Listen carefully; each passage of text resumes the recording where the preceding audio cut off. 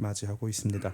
늘상 흘러가는 시간이지만 오늘만큼 우리에게 지나온 시간에 대해 또 앞으로 나아가야 될 시간에 대해서 많은 메시지를 주는 시간은 없는 듯합니다. 그런데 이렇게 우리가 작심삼일이라고들 하는데 이렇게 또 중요한 시점에 중요한 마음의 결단을 해도 우리 삶이 크게 뭐 드라마틱한 변화가 이루어지는 것 같지는 않습니다. 왜 그럴까요? 삶의 방향이 없기 때문입니다. 어디로 가야 하는지, 어디로 얼마큼 어떻게 가야 되는지를 알지 못하기 때문에 이 시간의 방향이 멈춘 채 그냥 시간이 큰 웅덩이 같은데 그냥 빨려 들어가가지고 사라지는 것만 같은 그런 생각을 지울 수가 없다는 것입니다. 이렇게 무방향적으로 살고 있던 우리에게 꼭 필요한 것이 있다면, 특별히 2022년 여러분 모두에게 필요한 것이 있다면 그것은 다른 것이 아니라 바로 이정표입니다. 따라해볼까요? 이정표. 이정표.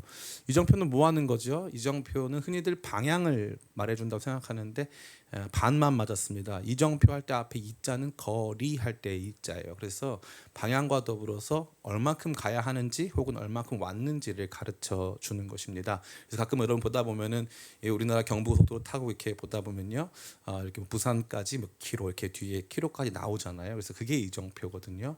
부산 방향에서 보면 아시안 하이웨이라고 그래서 모스크바까지 몇 킬로 이렇게 등장하기도 합니다. 네. 그렇다는 거예요. TMI죠. 네. 어쨌건 그런 일도 있습니다. 그래서 그렇게 이제 뒤에 거리까지 나와 줘야 된다는 거죠. 얼마나 반갑습니까? 그냥 아무 생각 없이 쭉 가면은 물론 내비게이션 다 있지만 그래도 헷갈릴 수도 있고 내비게이션 길을 확인도 해야 될 텐데 또 얼마만큼 걸릴지 대상 예상도 해야 될 텐데 이정표를 만나면 이 정도 가면 되나 보다라고 생각을 하는 것 같아요. 그래서 이 정도 가면 되니까 이정표가 아닐까라는 생각도 해보았습니다. 감사합니다. 이런 반응이라도 좀 있어줘야 악플이 무플보다 낫다. 뭐 이런 생각 제가 좀 해봤습니다. 박수까지는 아닌 것 같아요. 그건 아닌 자중해 주시기 바랍니다. 박수는 아니었던 것 같고요. 네, 감사합니다. 그렇다면 우리는 어떻게 이러한 이정표를 얻을 수 있을까요? 특별히 우리 그리스도인으로서 우리의 삶에 늘상 반복되는 것 같은 무의미한 삶 속에 어떻게 이정표를 얻고 그 방향대로 갈 수 있을까? 우리가 함께 오늘 정말 그걸 생각해 본다면 그것을 얻을 수 있다면 너무나도 좋겠다 하는 마음을 들어서 같이 이 말씀 나누기를 원합니다. 첫 번째 이정표는 따라해볼까요? 말씀.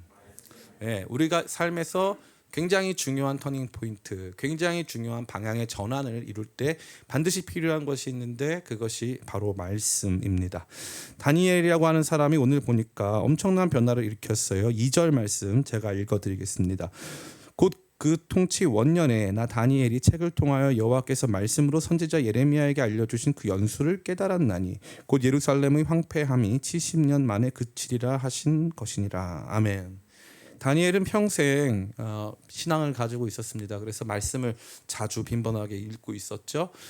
그에게 있어서 예레미야서를 읽는 것은 처음 있는 일이 결코 아니었을 것입니다. 그런데 어느 날 늘 똑같이 읽던 말씀 속에서 그는 완전히 새로운 것을 경험하게 됐습니다. 그 전까지 이 내용을 모르던 것이 아닌데 이 말씀을 깨달았다라고 되어 있는 것이죠. 평생 이 말씀을 듣고 또 읽고 왔는데 어느 날 갑자기 그 말씀이 확 와 닿는 것입니다. 저는 여러분 모두에게 이것이 말씀의 일상성이 주는 말씀의 특별함이라고 감히 말씀드릴 수 있습니다. 우리가 어릴 때부터 신앙생활 하신 분들은 말씀이 익숙하죠. 그래서 성경 이야기도 익숙하고 한단 말이죠. 그러다 보니까 신앙생활 흘러가면 흘러갈수록 거기서 특별함을 발견하기가 어렵습니다. 그런데 어느 날 갑자기 이 평상시에 아무 생각 없던 말씀들이 굉장히 특별하게 다가오는 순간이 있습니다. 일상적인 말씀이 합력하여 마치 트랜스포머가 갑자기 평범한 차들 아닙니까? 뭐 어떤 차는 트럭이고 어떤 차는 뭐 까마로, 이런 까마로 닭강정 아니고요. 까마로 뭐 이런 차가 이렇게 막 변신해가지고 막 로봇 되는 거잖아요.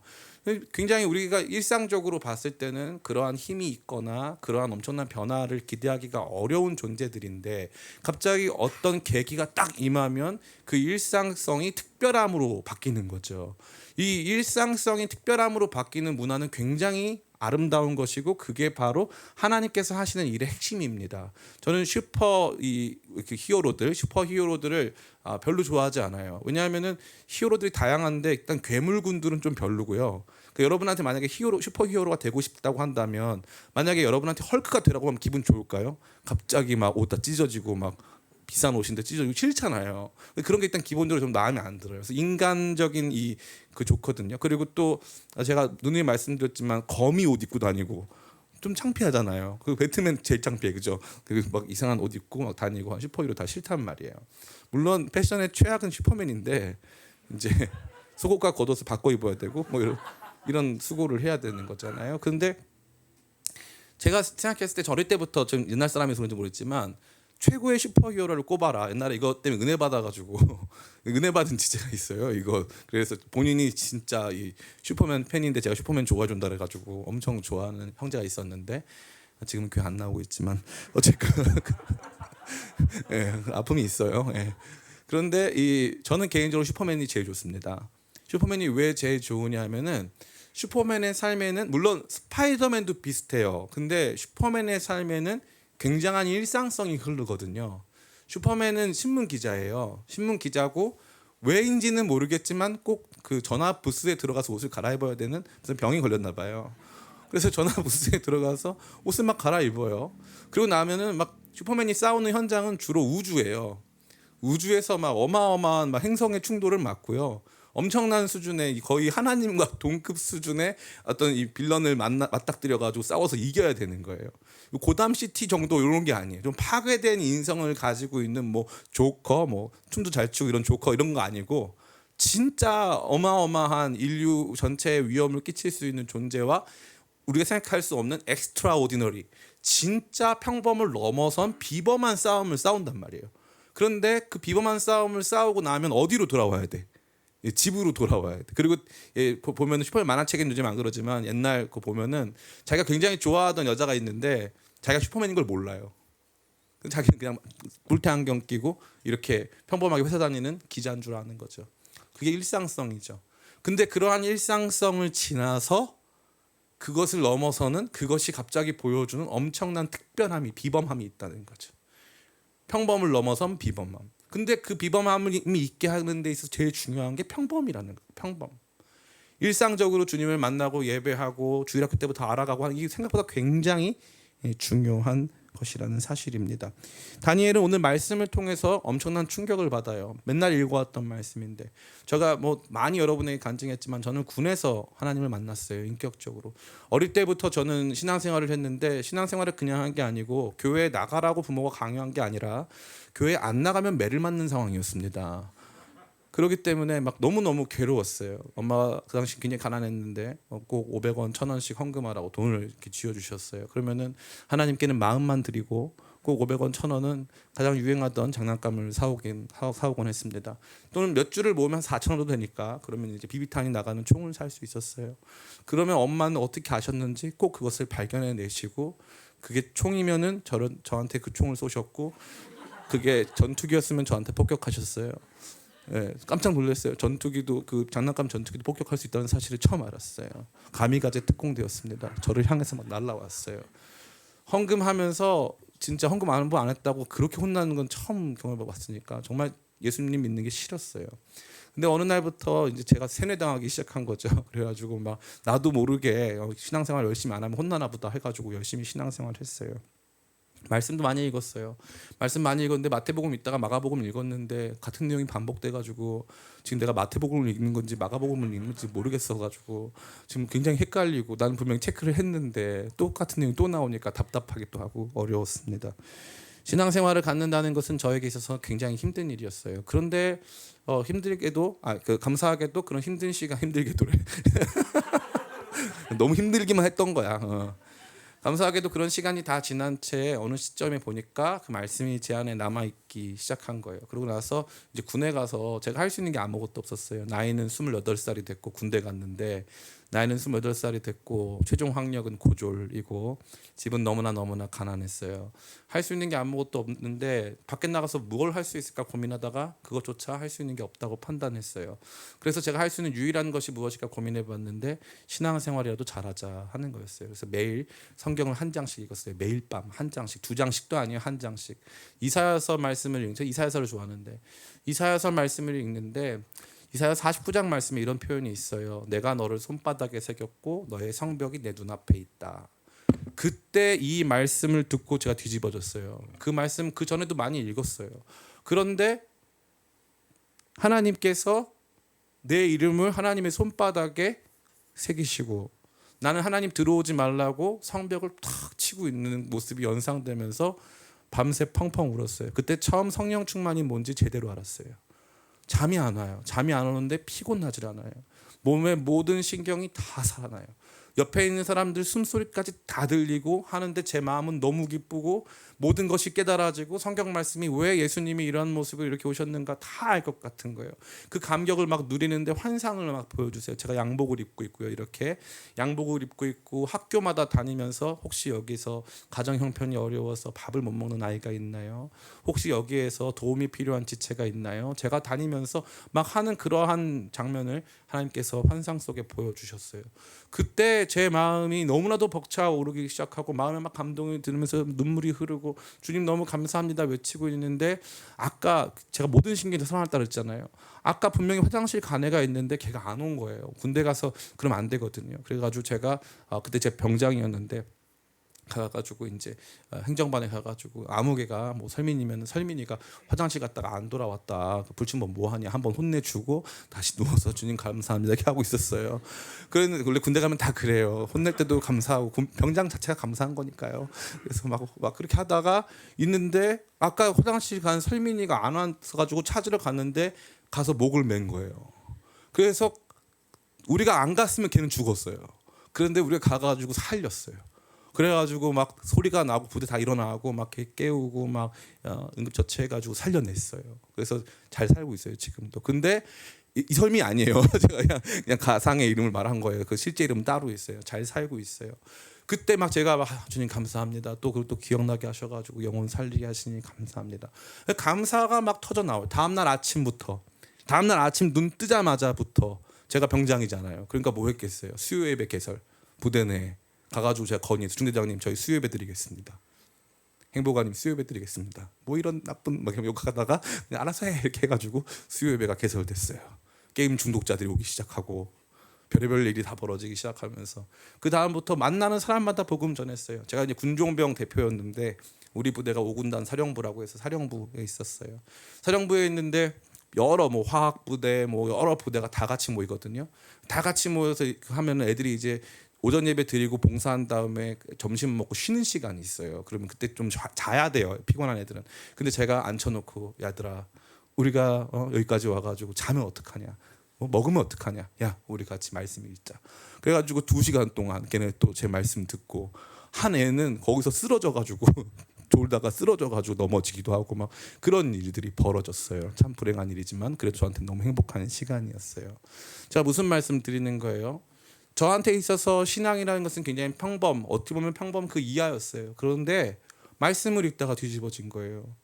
그 전에 말씀을 많이 읽었었어요. 그런데 그날만큼 그 말씀이 뜨겁게 다가온 날이 없어요. 그러니까 하나님께서는 우리가 일상적으로 평범한 시간을 주님께 올려드릴 때 어느 시점에 그것이 그 평범이 축적돼가지고 비범한 신앙적 체험이 다가오는 거예요. 이 평범의 축적이 이루어지지 않으면 뭐 근육도 안 생기고 평범의 축적이 이루어지지 않으면 훈련도 안 돼요. 제가 기타 좀 치거든요. 기타 치고 건반도 치고 하는데 이게 절대 연습해도 안 돼요. 이게 백날 연습해도 안 돼요. 절대 어떤 선을 못 넘어요. 그러고 나서 시간이 좀 지나면 자연스럽게 설교 빨리 끝내라는 것 같은데 지금 그죠? 네. 자연스럽게 돼요. 안 되던 건데 절대 못 깨는 거거든요. 오락실 가도 왜 절대 못 깨는 판이 있단 말이에요. 막 하다 보면은 시간이 필요해요. 절대 시간이. 그 시간이 쫙 흐르면은 자연스럽게 그것을 돌파할 수 있는 거예요. 평범이 쌓여야 비범이 생기는 거예요. 왜 여러분의 삶에 이 비범한 신앙적 체험이 없는가? 왜 내 삶에는 하나님께서 더 다가와 주지 않으신가? 평범의 시간을 주님께 드리지 않기 때문이에요.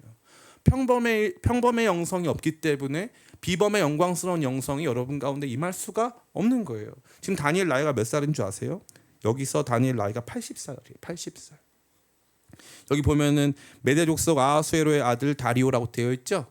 이게 영국의 대형 박물관 가면은 문 열자마자 딱 가면은 처음에 있는 굉장히 작은 유리로 된 이 틀이 있어요. 거기 보관함에 요 컵 한 2개만 한가 이렇게 옆으로 돌려놓은 이게 이상한 원통이 하나 있단 말이에요. 럭비공 이렇게 찌그러뜨려 놓은 것 같은 원통이 하나 있어요.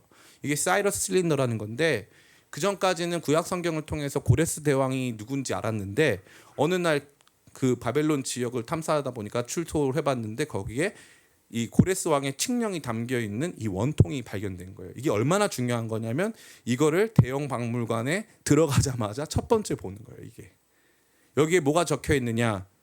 메대 족속 아하수의 아들 다리오가 누군지가 적혀 있어요. 그리고 이 사람이 몇 년도에 왕이 올랐는지 다 적혀 있어요. 이게 BC 539년이에요. BC 539년은 다니엘이 605년 BC는 반대로 세는 거예요. 똑바로 세면 안 돼요. 반대로 세요. BC 605년에 바벨론에 끌려왔으니까 539년을 하니까 대략 한 65년 뭐 한 66년 이렇게 된단 말이에요. 근데 그 당시 나이가 이 끌려왔을 때 나이가 10대였어요. 그러니까 70대 중후반에서 80대 초반까지가 다니엘의 나이예요. 그러면 80년 동안 하나님을 신실하게 섬겼는데 지금 무슨 일이 벌어진 거예요? 말씀이 있다가 뒤집어진 거예요. 말씀이 있다가 뒤집어진 거예요. 우리는 너무 포기가 빨라요. 신앙생활에서 너무 쉽게 포기해요. 사실 다른 건 열심히 하거든요. 어떤 관계에서 좀 틀어짐이 있어도 해결해 보려고 노력하고, 예? 회사에서 사회에서 일하는 것도 잘해 보려고 애를 쓰는데 신앙적으로 침체를 경험하면 절대 일어서려고 하지 않아요. 안타깝게도. 그게 왜 그러냐면 평범의 시간을 드리지 않기 때문이에요. 삶의 작은 부분이라도 말씀 한 장이라도. 그래서 우리 기쁨의 교회가 2월 달부터 뭐 해요? 오늘 다시 시작? 다시 한단 말이에요. 다시 청취자가 여러분 많이 안 보시는데 많이 늘었어요. 그 말은 무슨 뜻일까요? 우리가 듣는 사람도 있겠지만 외부에서도 많이 들으신다는 거예요. 저희 교회가 열심히 준비합니다. 그거라도 하나 듣고 나면 그런 거라도 하다 보면 처음엔 아무런 생각이 없다가 갑자기 말씀이 쫙 임하기 시작하는 거예요. 전 여러분들이 이러한 말씀으로 여러분 삶에 몇 살이든 상관없어요. 80살이어도 삶의 새로운 이정표를 발견할 수 있다는 거예요. 그렇기 때문에 말씀으로 삶의 이정표 발견하는 2022년 되시기를 간절히 축복합니다. 두 번째, 삶의 이정표를 발견할 수 있는 두 번째 것은 무엇이냐면 바로 기도예요. 기도. 우리 말씀 같이 한번 읽어볼까요? 우리 20절, 21절 같이 읽겠습니다. 다 끝났어요. 같이 읽겠습니다. 시작. 내가 이같이 말하여 기도하며 내 죄와 내 백성 이스라엘의 죄를 자복하고 내 하나님의 거룩한 산을 위하여 내 하나님 여호와 앞에 간구할 때 곧 내가 기도할 때 이전에 환상 중에 본 그 사람이 가브리엘이 빨리 날아서 저녁 제사를 드릴 때 즈음에 내게 이르더니. 아멘. 여러분 잘 보세요. 내가 기도할 때에라고 되어 있어요. 내가 기도할 때에. 23절에 곧 네가 기도를 시작할 즈음에 명령이 내렸으므로. 가브리엘이 와서 뭐라고 말해요? 다니엘도 알고 가브리엘도 아는 게 있어요. 다니엘도 내가 기도할 때 무슨 일이 벌어졌다 생각했고 가브리엘은 명확하게 너가 기도하기 시작하는 그 순간 하나님의 명령이 천사 가브리엘에게 임해서 내가 지금 여기 왔다 이거예요. 와, 기가 막힌 거죠. 기가 막힌 거죠. 말씀으로 이해했던 것은 어떻게 보면은 객관적이고 우리가 파악 가능한 어떻게 보면 이 현실 세계예요. 근데 기도를 하면서부터 어떤 일이 발생하냐면은 기도의 이정표가 딱 주어지기 시작하니까 우리가 알 수 없었던 천상의 세계의 이야기가 들려오기 시작하는 거예요. 새로운 차원이 열리기 시작하는 거죠. 말씀의 이정표는 정말 삶의 모습을 바꿔요. 그러나 이 기도의 이정표는 저와 여러분의 운명을 바꿔요. 어디로 가야 하는지 지금 무슨 상황인지를 파악한다면 기도의 이정표는 거기로 가게 하는 엄청난 추진력을 얻게 하는 그 무언가도 같다는 사실이죠. 저는 우리 기쁨의 교회가 이 말씀의 이정표와 기도의 이정표로 2022년 정말 주님께서 주시는 새로운 방향을 힘있게 가게 되길 간절히 축복합니다. 이 기도의 이정표가 쌓이지 않으면 기도를 통하지 않으면 이 이정표가 우리 가운데 올 수가 없어요. 두 번째 차원, 완전히 새로운 차원의 이정표죠. 이것은 무엇입니까? 첫 번째 이정표가 말씀을 깨닫는 거라면 두 번째 이정표에서는 환상을 깨달아 아는 거예요. 23절 말씀 같이 한번 읽겠습니다. 시작. 곧 내가 기도를 시작할 즈음에 명령이 내렸으므로 이제 내게 알리러 왔느니라. 너는 크게 은총을 입은 자라. 그런즉 너는 이 일을 생각하고 그 환상을 깨달을지니라. 아멘. 이 환상은 무려 11년 전, 제가 오늘 초신자도 많고 하니까 더 길게 설명 안 합니다. 11년 전, 이때로부터 11년 전에 다니엘이 본 거예요. 근데 그 내용은 봤지만 정확하게 무슨 뜻인지는 몰랐어요. 그런데 11년 후에 기도할 때 그 기도는 무슨 기도예요? 말씀의 이정표를 쫓아 마음을 다해 기도하기 시작할 때 하나님께서는 이스라엘 공동체라고 하는 하나의 이 작은 그룹이 아닌 전 지구적 역사에 대해서 환상으로 보여주시면서 다니엘의 환상이 오늘 저와 여러분들이 우리 가운데 이루어진 것을 다 보게 하신 거예요. 기가 막힌 거예요. 사랑하는 청년 성도 여러분, 전 여러분들이 이 기도를 통해서 하나님께서 주시는 영광스러운 이정표를 확인하게 되시길 간절히 바랍니다. 우리가 이제 내일부터 성령 기도회 하잖아요. 이 성령 기도회에서 우리가 다루고자 하는 굉장히 중요한 이슈 중에 하나가 뭐냐면 성령의 은사가 도대체 어디까지냐 하는 거예요. 성령의 은사가 어디까지냐, 성령 받은 사람들이 어떻게 되어질 수 있느냐. 전 감히 말씀드리는데 성령 받은 사람들은 시대를 분별합니다. 시대를 분별해요. 이 시대가 어떠한 상황에 놓여져 있는지, 앞으로 어떤 일이 벌어질 것인지. 제가 자화자찬은 아닌데 저는 우리 2014년, 제가 여기 이사 온 게 2014년이니까 2014년부터 끊임없이 저희 집사람한테 했던 말이 있어요. 그때는 뭐 제가 이제 해외에 있는 다른 지체들한테 한류 상황이 어떠냐 그러면 좀 매니아들만 좋아하고 뭐 이렇게 뭐 주류 문화는 아니다. 제가 그때부터 예언을 했어요. 그때부터 한국이 굉장히 중요하게 쓰임 받는다고 그때부터 예언을 했어요. 그러면 목사님 어떤 근거로 그렇게 말씀하셨습니까? 모르겠어요. 기도를 하면 할수록 영어 배울 필요 없다. 할렐루야 아멘이죠. 영어 배울 필요 없다. 한국말 하면 된다. 막 이런 말씀을 계속 주시는 거예요.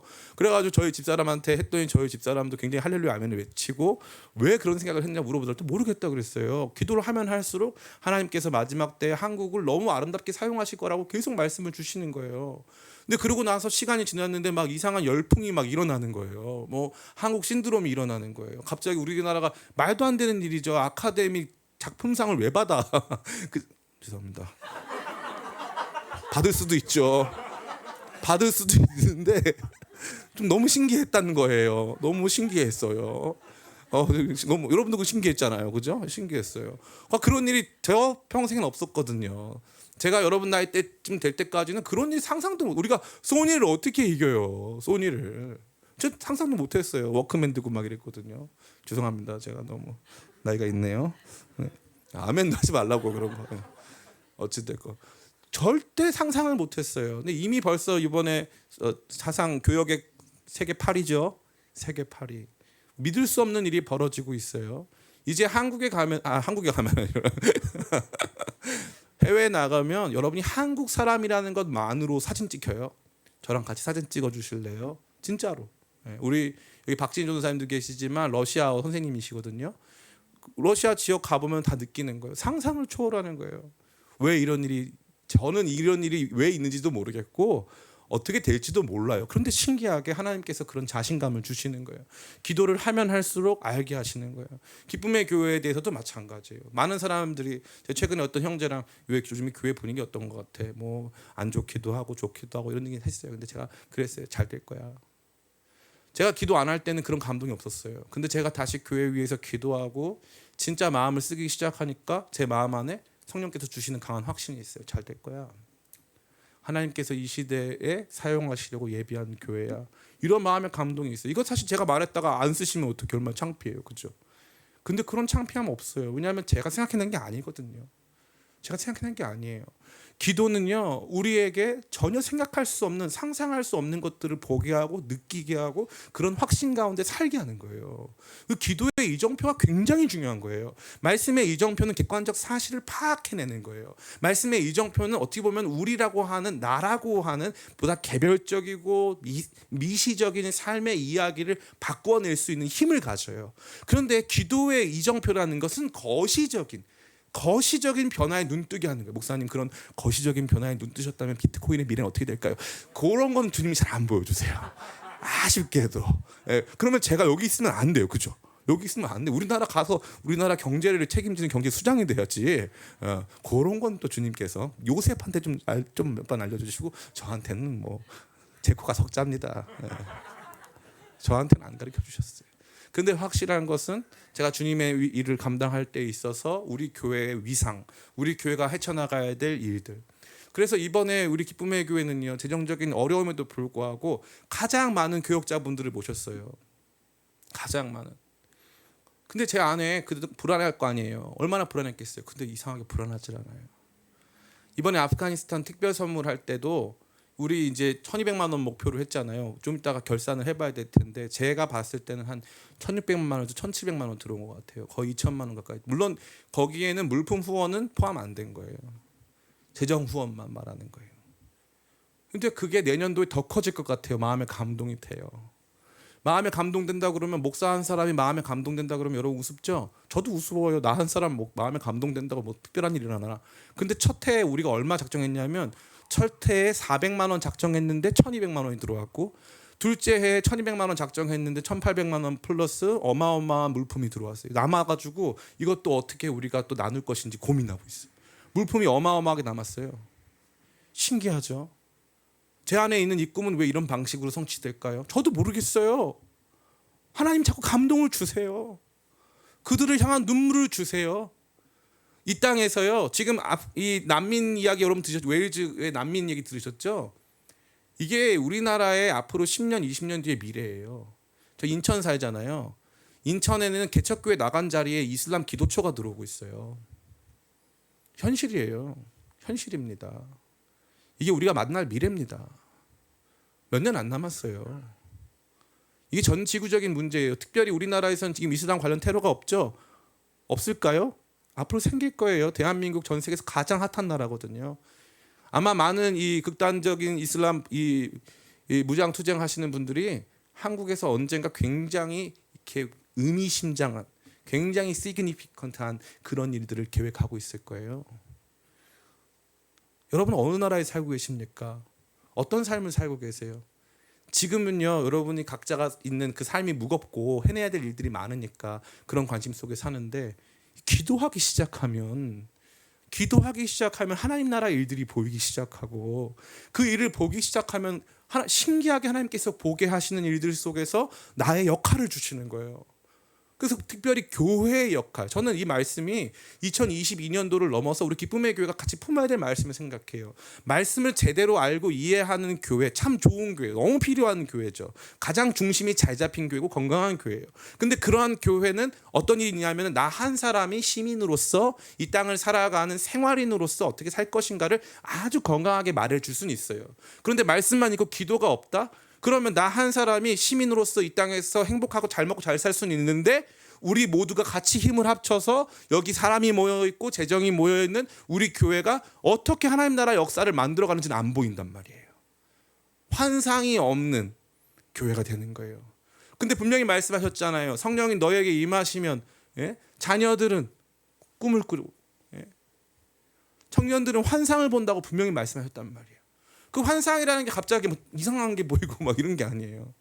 이 환상이라는 것은 비전인데, 그 비전은 하나님께서 행하실 일들을 보는 거예요. 하나님께서 지금 우리가 봤을 때는 이렇게 평범한 삶 같아 보이지만, 코로나라고 하는 엄청난 일들이 인류 전체를 뒤엎어가지고 많은 불확실성 속에 보이지만, 그 가운데 우리가 확실하게 보게 되는 것들이 나타나고, 그 일들을 준비하는 사람, 요셉과도 같은 사람이 될 수 있다는 거죠. 사랑하는 청년 성도 여러분, 이제 이 시대는 이러한 기도의 사람, 기도로 우리가 갈 이정표를 발견하는 사람들을 요구하고 있어요. 저는 우리 기쁨의 교회가 또 저와 여러분이 그러한 삶 되시기를 간절히 축복합니다. 특별히 제가 이렇게 여러분에게 권면드리면 이것이 참 와닿지 않는 이야기일 수 있다고 생각해요. 그러나 두려워하지 마시기 바랍니다. 이것이 와닿든지 와닿지 않든지 이 말씀이 선포됐다는 것만으로 하나님께서 역사하실 거예요. 특별히 여러분에게. 그때 말씀 들었는데 신기하게 이 말씀이 나한테 임하네. 저는 이걸 많이 경험했어요. 그러니까 이게 성령께서 일하시는 삶의 공간이 없으면 안 돼요. 여러분이 모든 계획 다 끝내놓고 이렇게 해야 되겠다. 화투판에서도 운칠기삼이라고 하는데 예. 예. 무슨 말인지 몰라요? 예. 도박할 때도 운이 7이고 기세가 3이다 이런 말 하는데 우리 그리스도인들이 삶을 디자인하고 신앙을 살아가는 데 있어서 하나님의 역할, 하나님께서 운행하시는 것에 대해서 너무 둔감하고 관심이 없어요. 그 너무 답답한 거예요. 기도의 일상성을 회복하다 보면 어떤 일이 발생하느냐 하면은 신비로운 하나님의 역사가 우리 가정 가운데 저와 여러분의 삶 가운데 우리 기쁨의 교회가 나타나는 거예요. 저희가 요즘 이번에 장소 위에서 기도하고 있잖아요. 우리 많이 멀리 못 떠나거든요. 근데 여기 용산 특별히 후암동에는 그런 장소가 없어요. 그래서 백방 수소문을 해봐도 없습니다. 자리가 없어요. 그런데 저는요, 제가 정말 엄청 많이 알아봤거든요. 제가 굉장히 좋아하는 활동이에요. 그런 활동을, 부동산 관련 활동들. 그래서 많은 성도님들이 신앙 상담보다 그런 상담을 많이 해주고 있어요. 제가 답답합니다. 제가 지금 뭐 하고 있는 건지 모르겠어요. 예. 그런데 저는 조바심이 있었어요. 조바심이. 아, 우리 교회 어떡하지? 이렇게 오는데 방역도 쉽지 않은데 어떡하지? 조바심이 있었는데 기도하고 나니까 하나님께서 조바심을 확신으로 바꾸시더라고요. 이번에 우리 같이 기도하면 하나님께서 놀랍고 큰 역사를 이루어 가실 것이다.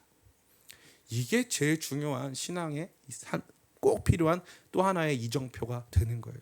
전 여러분 모두가 기도하면서 이 삶 속에서 말씀이 주는 뭔가 객관적이고 현실적인 삶의 이정표와 더불어서 우리가 도저히 생각하거나 받아들일 수 없는 수준의 하늘에서부터 우리 가운데 말씀하시는 새로운 종류의 이정표를 체험하게 되시길 간절히 축복합니다. 제가 아는 한 형제가 있어요. 외국계 회사의 지금 이제 팀장인데 자기 사수가 있는데 그 임원이죠. 그 외국계 회사의 임원이에요. 아주 큰 이 회사인데 그 회사의 임원이신데 이분이 어느 날 임원직을 다 그만두고 어느 교회 전도사로 들어왔다는 거예요. 외국계 회사의 엄청난 큰 회사의 임원인데 다 그만두고 그 작은 교회에 전도사님 됐다는 거예요. 전도사님. 그걸 보면서 자기가 많이 회개했다는 거예요. 나라면 그거 할 수 있을까? 나는 못할 거라는 거죠. 그런데 그 형제가 정말 신실하거든요. 이 형제 자기도 쉽지가 않은 결단인데 그 자기 사수, 자기 자기 위에 있는 상사를 보면서 그 생각이 들었다는 거예요. 아, 이 사람은 진짜 하나님께서 주신 특별한 메시지를 받나 보다.